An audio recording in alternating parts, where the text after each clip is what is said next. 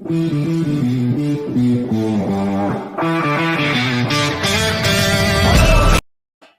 mind, StreamYard isn't having it. StreamYard does not want the intro, but hello people, we are here. I am joined by the wonderful Northside next to me. Northside, how you doing today? I'm good.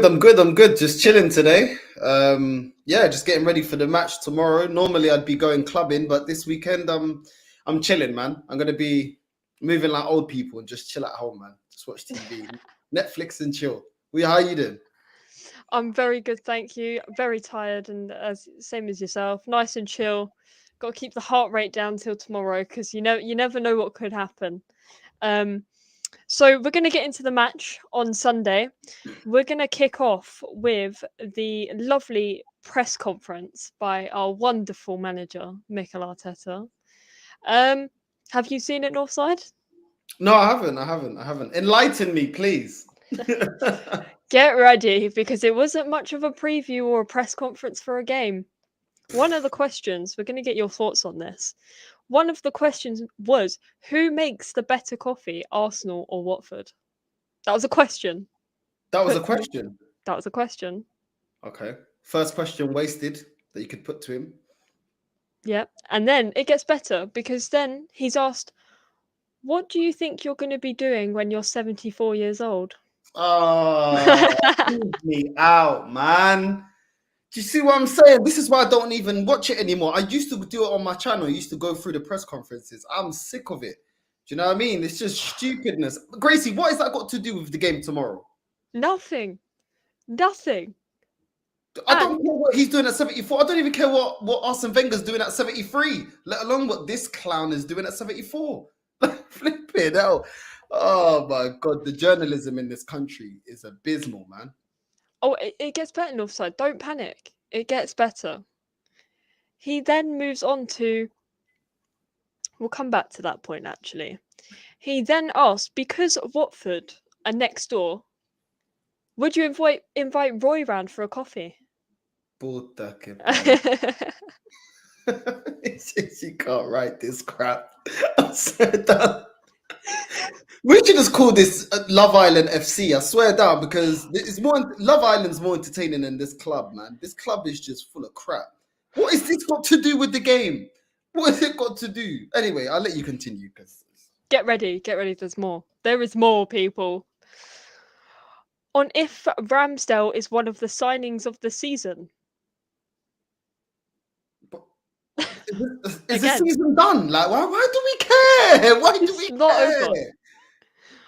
I just can't. I sat there, guys, last night watching this, and I had a headache from laughing so much at this clown. And it wasn't like Arteta was shocked at the questions. He's smiling.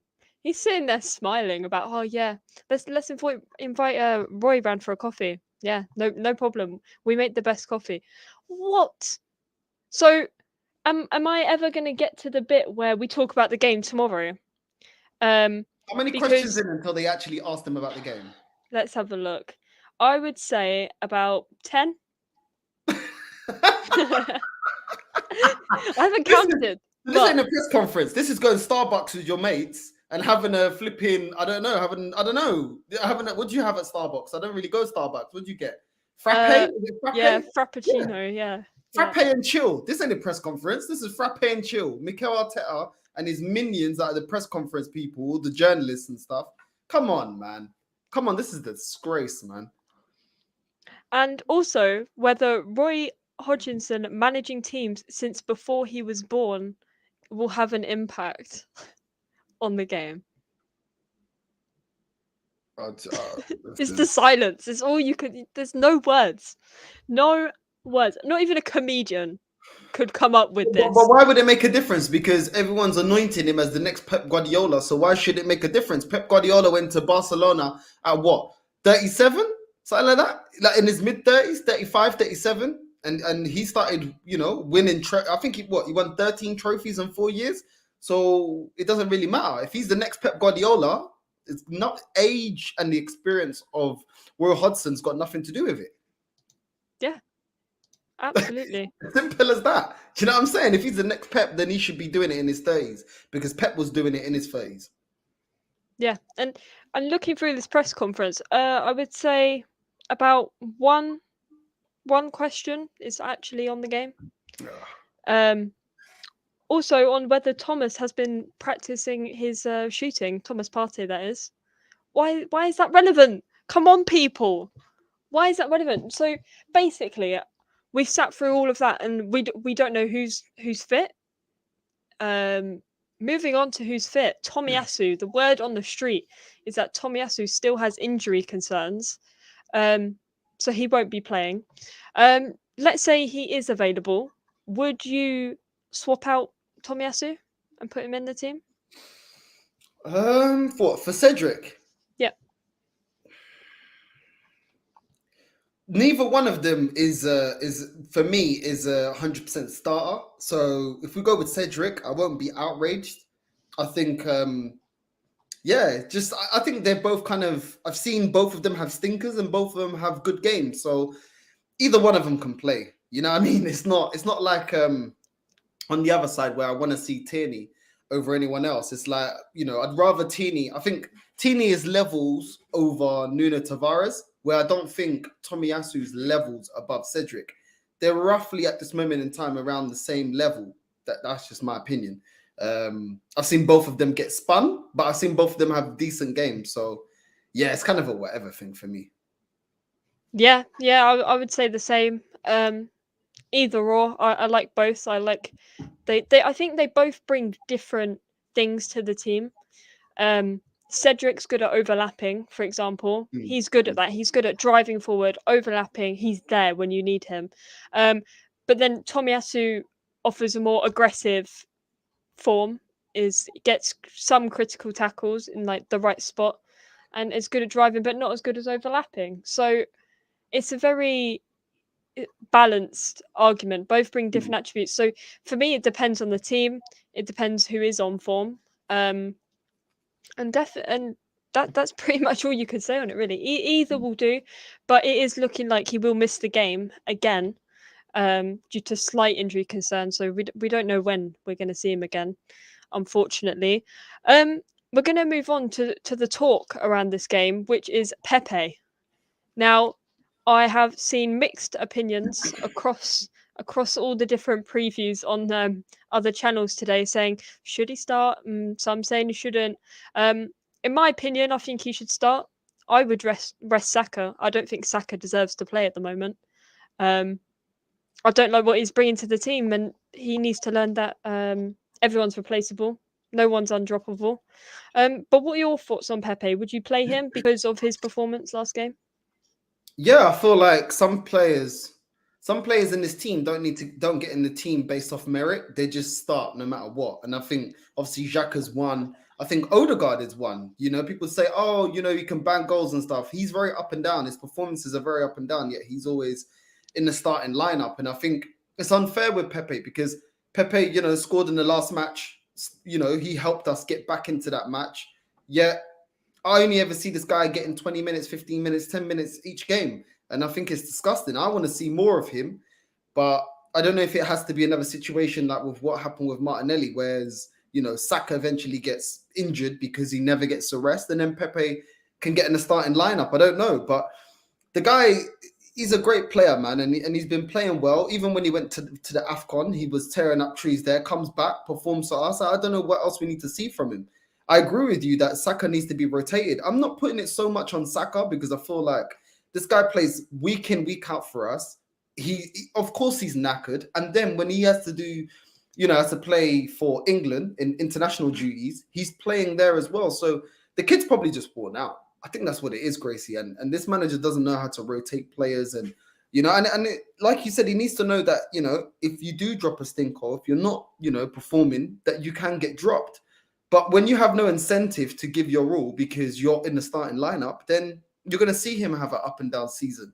First of all, because he's young. And second of all, is because you're not going to drop me. So I don't need to raise the levels. You know what I mean? Every position in this club needs to have somebody that's pushing them on. And, they will get dropped for, giving them that incentive that you have to give 100%. or you're on the bench next match, or you're going to be benched at half time. Do you know what I mean? And we don't have that. So Odegaard, Xhaka, Ben White, all these players that have been inconsistent along the season, they get into the team no matter what they drop. And there's players like Pepe, he has to score goals, rip out trees, try to give his all with the little crumbs of minutes that he gets. And yet we're still here sitting and debating whether he's going to start or not. I think that's ridiculous. And that's my biggest gripe with Arteta. Not the only gripe, but my biggest gripe is that the discipline and the way he judges players, I don't think is consistent with everybody in the squad. Yeah, absolutely. And I've seen the argument today that they've had rest in between games because we're not playing. We're obviously only playing about once a week for the Premier League. And I've seen the argument that Saka's getting his rest though, because he's having that time. But yeah, he may be getting that rest, but he's still not putting in like the best performance he could. He's not putting in that fight. And I've said this before and I've said it to you. The way he literally just tries to do the same boring move every single time in the box is frustrating because it never works. There's one off chance that he'll actually score from what he does. It's so frustrating because he'll just run up to the line and then he'll get tackled and then you have to start all over again. But for me personally, I see Pepe. He does the opposite of that. He drives, and then if not, he'll cut back and look for options. He won't run to the last second, and if he does, he'll make a pass to another player.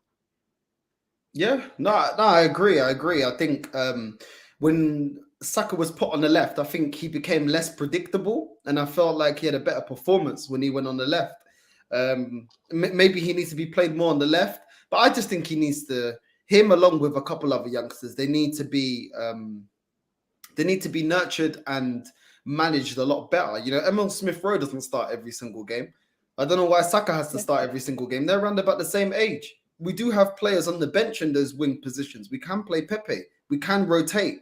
So I just don't understand, you know, why. I mean, I would rather go with Saka on the left, Pepe on the right, and Martinelli through the middle. That's what I'd want to see. You know, people may argue that last match Lacazette scored, but it took him 1,200 flipping attempts to score one goal. And Martinelli can play as a striker. He's played as a striker before, so play him through the middle.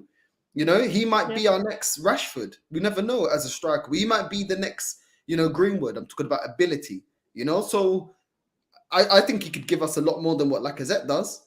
Every time we're on a counter-attack, Lacazette's always by the halfway line or by our box. And Martinelli's bombing forward with nobody helping him, nobody assisting him, no one to play off. So I think, you know, drop Lacazette, because out of the front three, I think Lacazette's been the poorest out of all of them, even though Saka hasn't been that great. Yeah, I agree. It'll be interesting to see Martinelli in that position because I, as you said, I definitely think he could create something there. And it'll be exciting as well because you look at ESR, the way he runs and drives that ball, he's quick. You know, he will get into that position, and some of the goals he scored are just like the technique on point.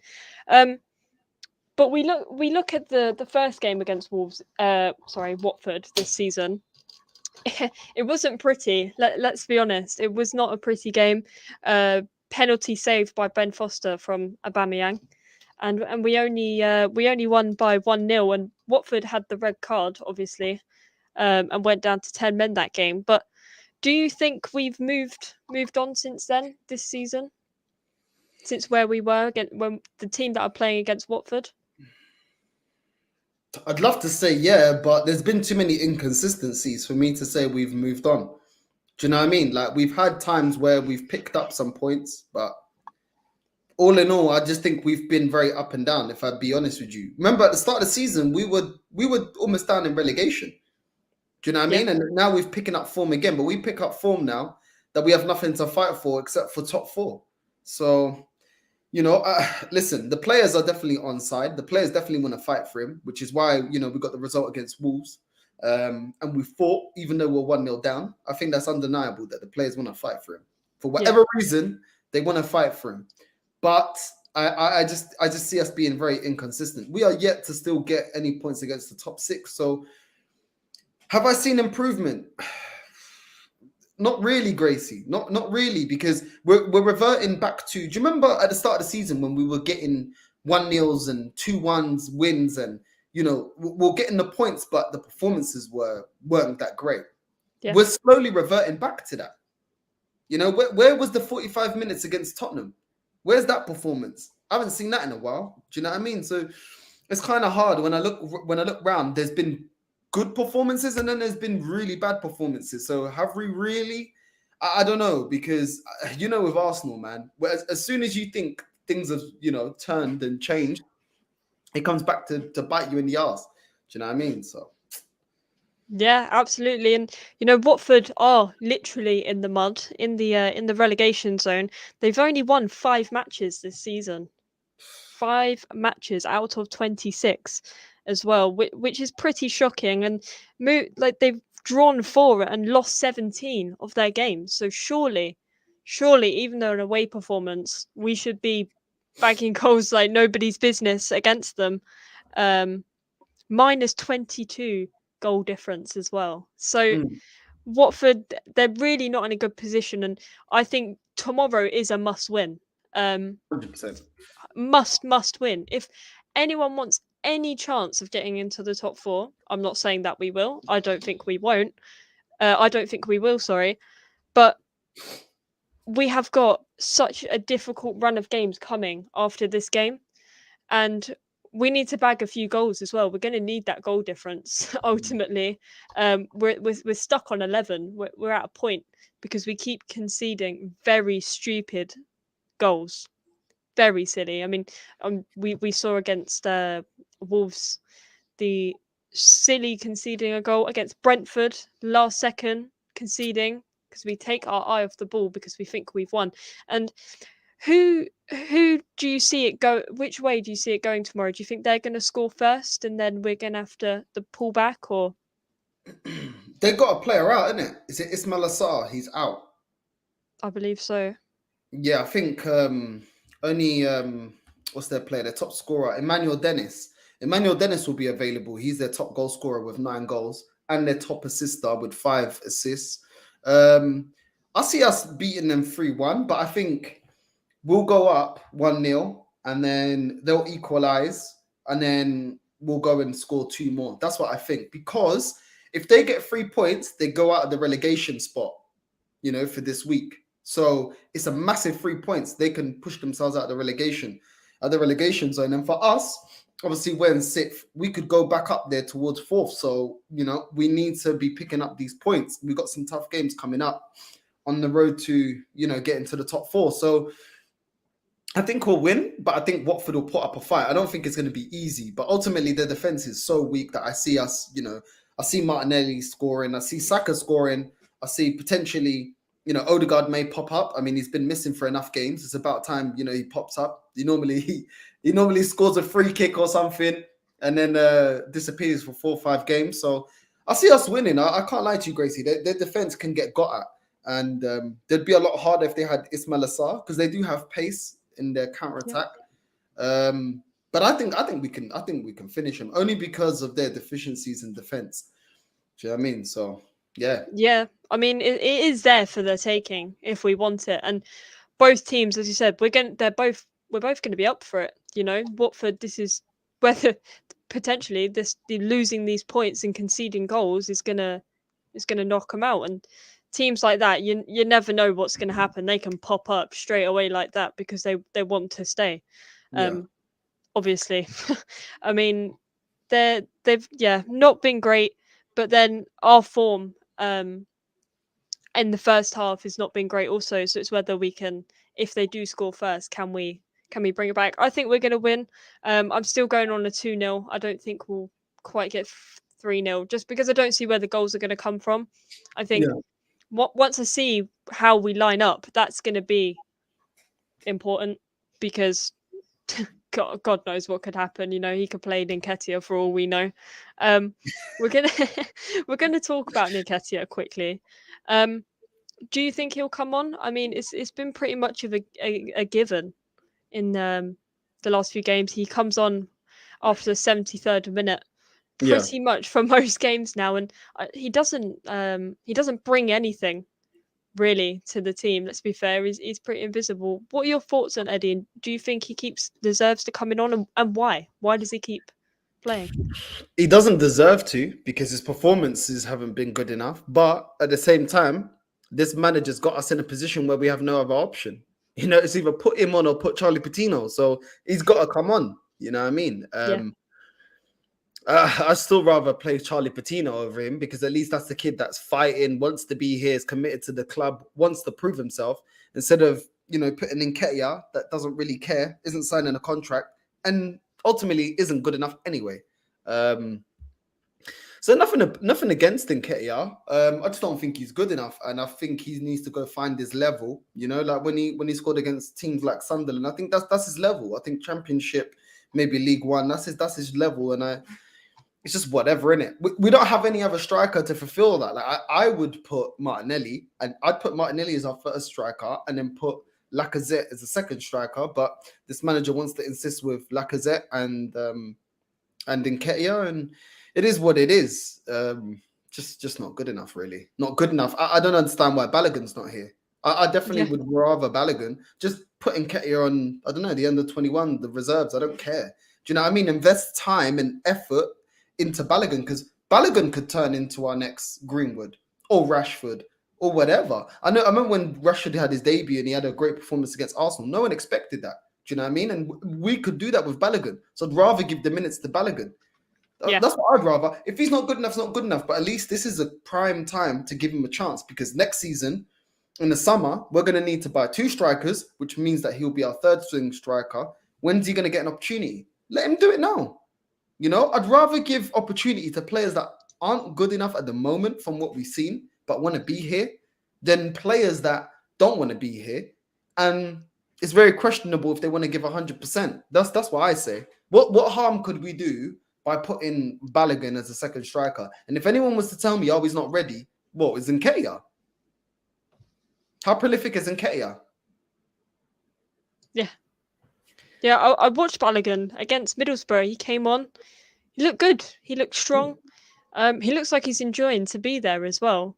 Let's be fair. And I don't blame him. He's playing good football. Middlesbrough slapping up Tottenham,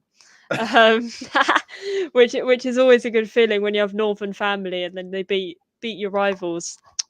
Brilliant, absolutely brilliant.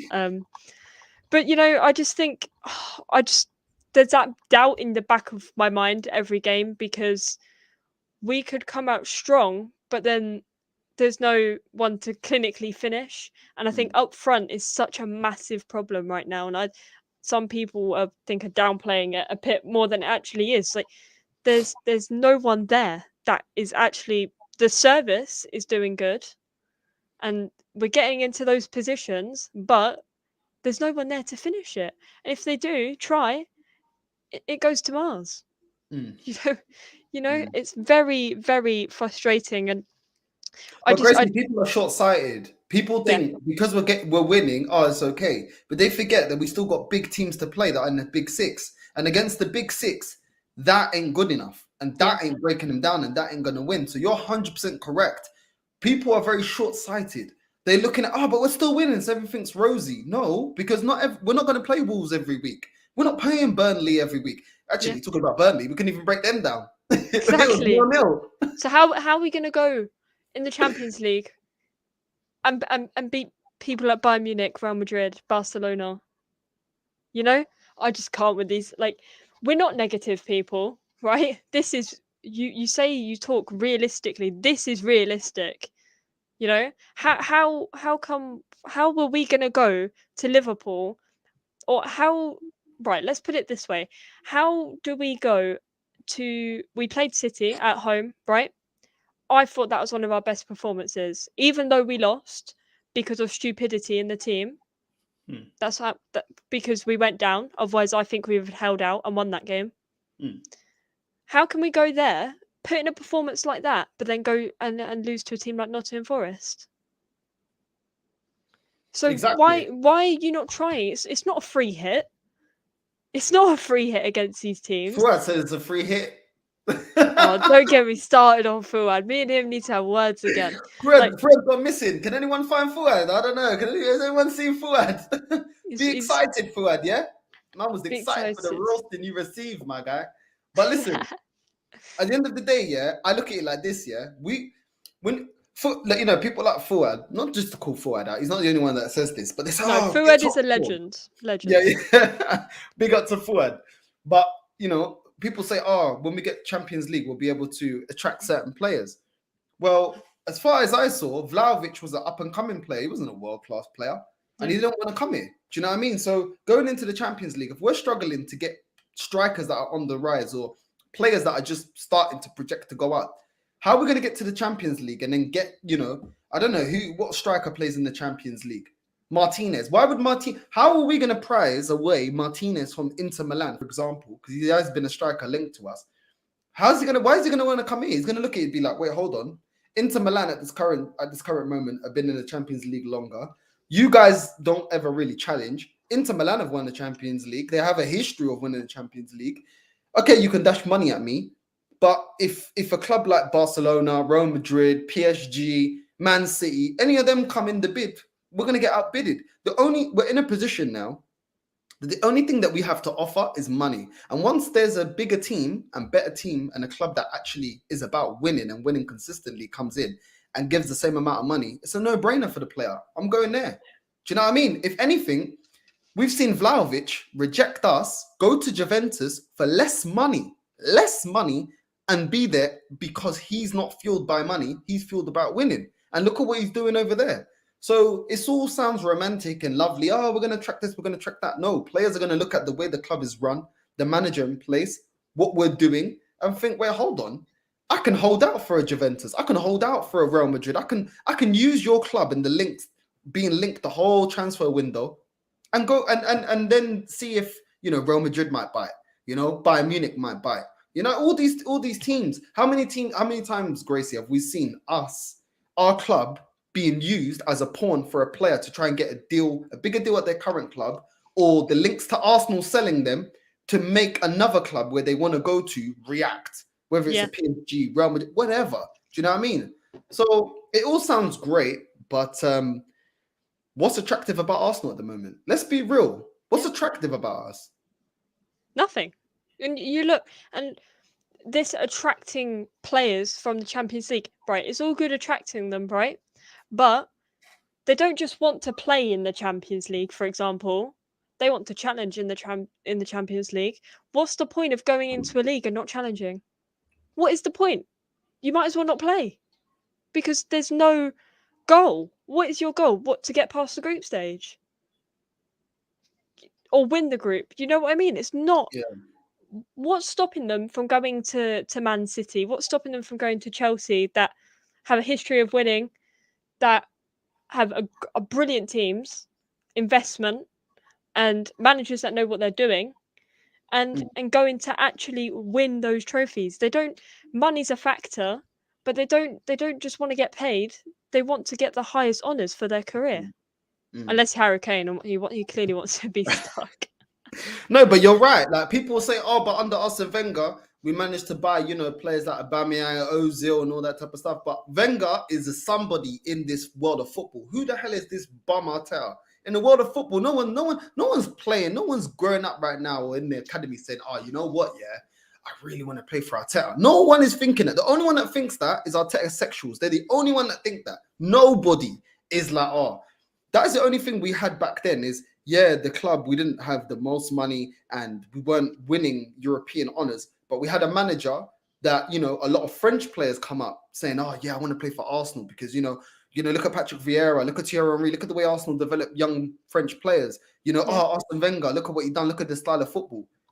We don't have that anymore, Gracie. We don't even have, the only thing we had left, at the end of Arsene Wenger's rule was still being able to play good football. We don't even have that. And the fact that he was the second longest serving manager in the Premier League, X, Y, and Z, all this stuff.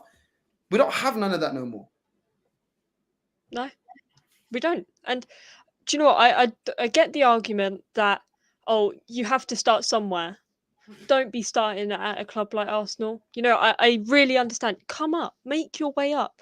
Don't just go for the big one just because you've played for the club. You're gonna get in and you've got all your mates. or you've worked under someone like Guardiola, that gives you credit. Nah, I just can't deal with this anymore. Get him out. You know, end of the season. If we do not finish top 4, I want him gone like the minute after the game, the last game of the season. I want him gone. Right, and the expectation's higher, but I do understand the argument. We have to start somewhere, but we're scraping our way up there. Scraping our way. You know, picking up scrawny 1-0s or 2-1s, conceding, not playing properly. You know, it is what it is. This guy, this manager, the press conference says it all. Edu says it all. Josh says it all. They don't even know where we are in the Premier League. So, who are we? Who are we to talk? We know nothing. We're negative. It's fine.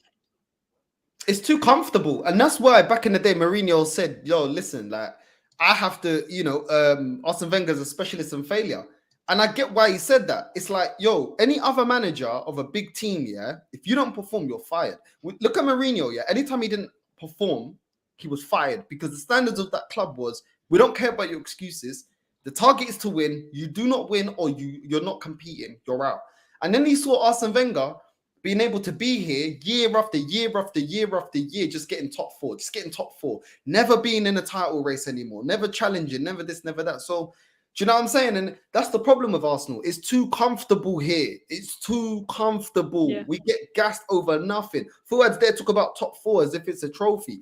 He's not the only one. People talking about top 4. Like, why is top 4 the be or end all? Like, why don't we ever talk about how are we going to get to number 1? Give me the plan of how we're going to get to number 1.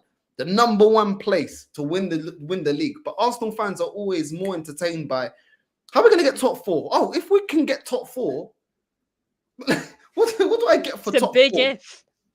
Big ifs. If, buts, and maybes. You know? It's a big if. Well, if we do this and if we get that. No, I would generally rather go and win a trophy like the FA Cup or Carabao Cup or just something else than just to sit 4th, because I'm not getting anything out of it. Oh, yay, more football each week. Yes. So excited. No, I'd rather watch a couple of games a week and win something. You know, I'm just gonna get through some of these comments here, but so I can breathe a bit and calm down, because the YouTube and Twitter, like in the last couple of days, I just can't with this. So I'm going to put this question to you here, Northside. Do you believe Pepe doesn't start because he's not an Arteta signing? 100%. 100%. I think, like we alluded to earlier on in the stream, I think this filo da puta, swear down, everyone that's like, there's a bunch of players that he buys, yeah, that they get away with murder. And the other ones that he inherited, there's no respect for. And it wasn't that long ago, he didn't respect Martinelli. Do you know what I mean? So he has a history of this. Aubameyang, look at the way he's dealt with Aubameyang. You know, should we go on? Ozil, the Ozil one, I don't really bring up because it was warranted. Ozil was taking a piss. But yeah, there's been a lot of others where it's like they're not his signings, not just Pepe, like Martinelli and the rest of them. And it's like they don't get played. They don't get picked. They don't get selected. I don't know what it is, but they get disrespected. So, yeah, I agree with that. Yeah. Yeah, I agree too. We're going to bring this one. This one's quite an interesting one, if I can find it. Or maybe not. No, yes, I can. I'm blind. Someone please help. What is happening? It was here. Okay, here it is. I found it. So do you think the young players are being bullied by the clown of the manager? I wouldn't say bullied. To me, when I'm watching things, I feel like he's too soft. I feel like he's there to be more of a friend than a manager in a high hierarchy position. I wouldn't say bullied. I would more say, like, could you say corrupted? Strong word. I think bullied is wrong because he's actually relying on the youth of this club. Yeah. So I wouldn't say bullied. Do you know what I mean? I think he's bullied more Pepe than he's bullied the youngsters, to be honest with you. But yeah, I wouldn't say bully. I think he's misguided. Like they're being misguided, and he's not coaching them, and he's not improving them. He's not improving their game. I mean, you look at Tierney when Tierney first came. He was great when he first come. When he first come from Celtic, he was great. But then after, Tierney was he's gotten worse and worse. And I'm not saying he's bad, but he's regressed. And I'll fight anyone that says he hasn't. I think he's regressed. I think he's not as great as when he first come here. And, and I just don't get it. Like, I just don't understand it. Gracie, I think Gracie's frozen. What's going on? What is going on? Gracie, where are you? Where are you? Let me see if she's messaged me still. But yeah, I wouldn't say bullied. I just think that he's I think sometimes as well when he's in the touchline, he overdoes it with the man management. Sometimes he's just saying too much, like shouting at the touchline, giving them too much instructions. And I think sometimes they look a bit lost. Sometimes they look a bit like bamboozled, like what's going on? Like, what are we doing? Like, where's this going kind of thing? So yeah, man, that's what I think. I don't think it's bullying, to be honest. But there we go. How you doing? I'm good. My Wi-Fi, man. I'd get a new Wi-Fi on Monday. Don't panic, people. My Wi-Fi is moving like Arteta and Xhaka. Like, I don't know what's happening. It keeps cutting out, but we're good. Thank you for Gracie starring in Frozen. No, I tried to remove myself so I wouldn't look like a fool. Oh well. All good. All good. Right, let's just do a couple more of these comments here. Honestly, it happens to me. It never happens, right, when I'm not live. I go live? No, it's over. Right, here we go.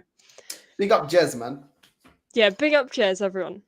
This guy. We're going to be doing some stuff coming up soon. If you haven't already, check out the show me, Jez, and Kenny did the other day after this stream. It's a good watch. Some very intelligent conversations and breakdowns of the game. So make sure you check that out. It's probably not going to be a long one. Probably going to go for another 5 minutes or so. Just because it's a preview, But I think we've touched on most things. What do you think your ideal lineup will be tomorrow, or what do you think Arteta will go with, starting from the back? My ideal would be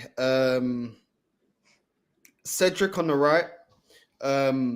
Centre backs have to put Ben White. It's not like we've got much option. Ben White, Gabriel, Tierney. Then in the middle, I want to see Emil Smith-Rowe as a 10. I want to see El Nene and Partey. That's what I want to see in the middle. Then I want to see on the left, I want to see Saka. On the right, Pepe, and through the middle, Martinelli. I bet you £100 I will not see this lineup. I know I ain't seeing this lineup. I'm telling you. We can dream, though. It's fine. We can dream. We can dream of these things. Yeah. Again, I wish that could happen. Maybe. Fingers crossed. I just want to say a massive thank you to everyone that's hit that sub button. We've just hit 410. So shout out to everyone that's done that. Again, I keep saying it, but there is much more coming. In a couple of weeks, I'm going to be on Lee Gunner's channel doing the quiz. I shall be the quiz master for Lee, Kenny, and Jez. So make sure you check that out. I'm in the middle of writing this quiz. I've got about 11 questions out of 30. So that's my evening is finding these questions. What have you got coming up, Northside? You're gonna be like the woman from The Weakest Link, yeah? You can't be smiling. You got to be vexed, looking at them like that. You get it? I can go serious in a second. Yeah, no. Listen, Fuad has recovered from A&E, so I'll be picking him up from A&E. So from the battering Lee gave him earlier on the week.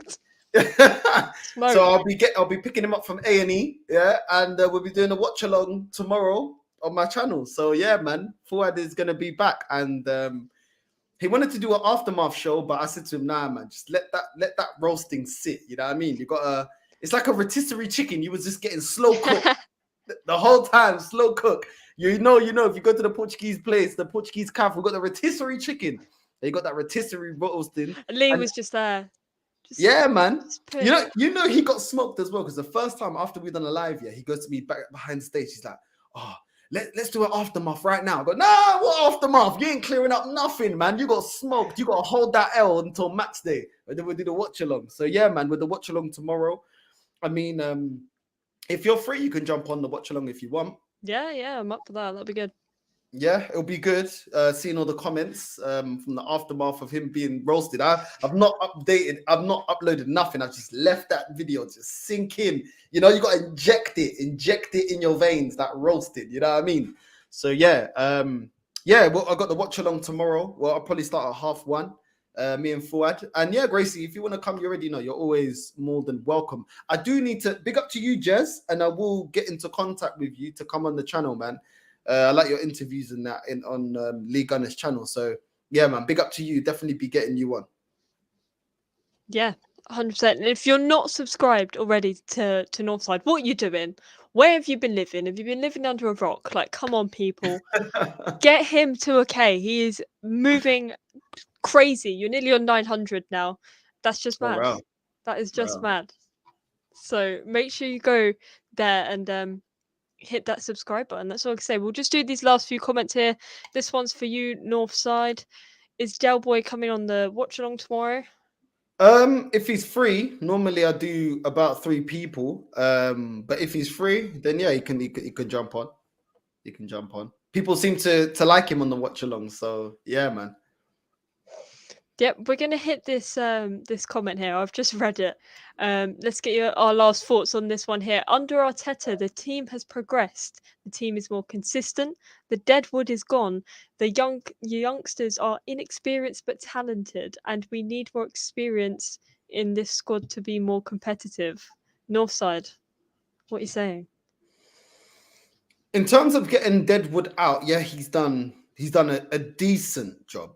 I think he's done a decent job. But at the same time, it's not rocket science. I think any manager that would have come into this squad would have known that certain players, you know, Kolasinac's not good enough, you know.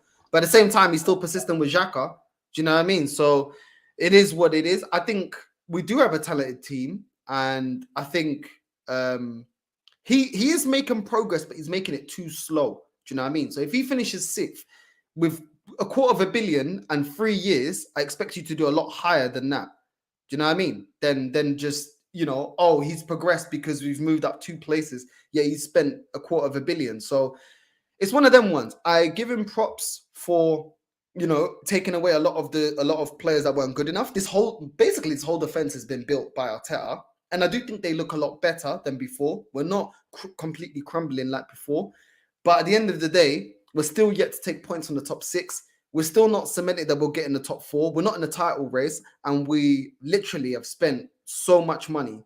And when you look at the money and what we're seeing in terms of football performance, you can't say it's money well spent. So, yeah. Yeah, absolutely. Sorry, my dog is going crazy in the background. I've got 2 boy English bulldogs, and their barks are just they carry so much. Can you not? I thought it is so loud. It's really annoying because they can't bark, so they just like make some weird noises, like they're trying to talk. I mean, in regards to this comment, no one's arguing that the team has progressed, but it hasn't progressed enough for the amount of time and money that's been spent on it. People say, "Oh, give him time," but it's going to be 3 years. It's just turned 2 years, so you know, it's not like he's had a few months or, you know, a year. We're talking. I know people have probably forgotten how long it actually is, but with nearly $250 million, as you said, and all that time, then where's the actual progress? And here we go. Here, 6th. Is that still progress? We'll get there. Yeah. Okay. So if he's moving 2 places every 3 years, it's going to take us about 10 to 13 years to be competing or win the league. If this is how much and what, that's going to be what, 3, 6, 9. Well, it's going to be what, over £1 billion spent to do that in 13 years. And at the same time that we're doing that, moving that slow, everyone's getting stronger. So there's no guarantee that you'll move. It is too slow. And what people need to get in their head is, unfortunately, football is a performance-based business for players, managers, for everyone. It's performance-based. which is why if you perform well, score a lot of goals, you can get contracts like Aubameyang or like Haaland or Mbappe, whatever. And if you're a great manager, you can get contracts like Arsene Wenger got, Fergie got, Pep Guardiola got. Do you know what I mean? It's performance based, and when you're not performing, you get fired, and it is what it is. This is one thing I've said to Fuad, and I'll say it again on here. Fuad says to me, if a player's not good enough, they need to leave. Yeah, he said that Aubameyang wasn't doing good enough. He needs to leave. Cool, I agree. Yeah, maybe they need to leave right now. But if he's not any player that's not good enough for Arsenal Football Club, not to our standard, he needs to leave. Cool.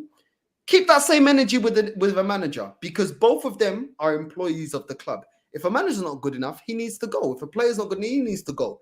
I don't understand why we need to persist with a manager if he's not good enough, but we don't persist with a player if they're not good enough. It makes no sense. They're both employees and they both work on behalf of Arsenal Football Club. If neither are good enough, it doesn't matter what the title of their role is at the football club. You're paid. You're a paid employee of the club. If you don't reach your objectives, you are fired. And let's put it even a little bit more normal into normal life. If I go into work on Monday, and Monday to Friday, I underachieve and I continue to underachieve, I don't think it's going to take me 3 years to get fired. So why am I going to cry about a manager that's underachieving, who's getting paid millions a year? Money I'll never see in my life for underachieving. Is anyone going to cry here if I lose my job because I go in there and I underachieve? So why are we crying about this manager? What, he's going to be crying in his mansion? Oh, crying all the way to suffrages. Oh, crying on the yacht. Oh, crying. Oh, he's in New York at the fanciest restaurants, going to massage parlors. Oh, crying. Oh, I got fired from Arsenal, but I got 10 million in the bank. Come on, let's be real, man. Exactly. On, man. Facts all the way. He's not going to care whether he gets fired or not. He's still going to get his money for the rest of the time. So what does it matter? But on that note, everyone, on that bombshell of a comment, we are out of here. Make sure you go check out Northside, full match day tomorrow. I'll definitely hop over for the watch along. There won't be a watch along on my channel. I'm not going to do a watch along for this game because it is tiring. I'm not going to lie to you people, but there'll be a fan cam dropping on this channel, fan cam with Lee, and then we're going to sort some shows out for the week. So on that note, we're out of here. Like, subscribe, do all of that rubbish, and Arteta out. Get him out. And come on, you Gunners.